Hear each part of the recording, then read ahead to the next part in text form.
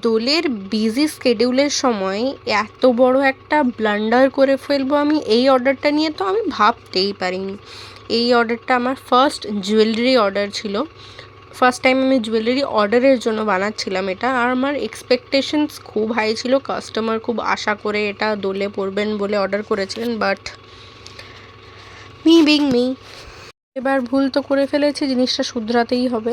আমি অনেক তাড়াহুড়োর মধ্যে এই ফার্স্টে এই বেসগুলো বানিয়েছিলাম, ফ্লাওয়ার্সগুলো বানানো, পেটেলসগুলো করা, সব কিছু কমপ্লিট করে আমি ওটার ফাইনাল টাচ দিতে গিয়ে আমি জিনিসটা খারাপ করে ফেলি।